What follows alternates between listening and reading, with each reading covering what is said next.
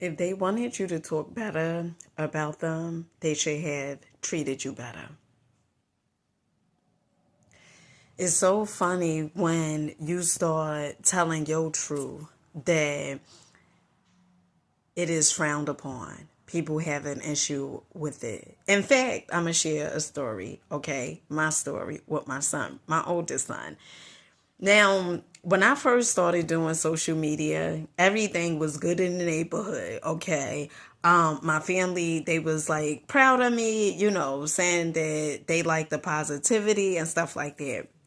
But then I started housing and talking about the things that I've done in my life, right? Being truthful, right? Sharing my experience.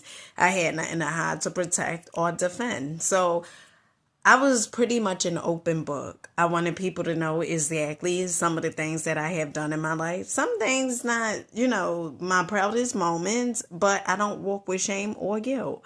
And so I shared my story.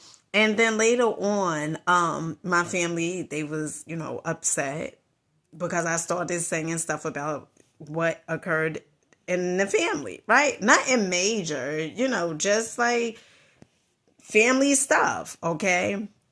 And so I remember years later, now I've been posting since 2018 on social media. Now, years later, my oldest son, he had did a video, right, about me on his YouTube page. And oh my goodness, I felt uproared, okay?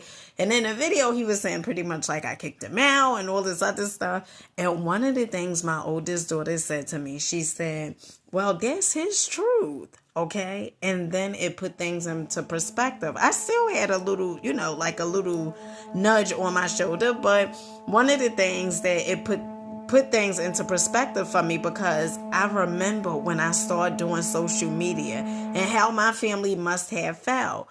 So listen, if they wanted you to talk better about them, they would have done better, right? And all of us are pretty much learning. We doing the best that we know how to do.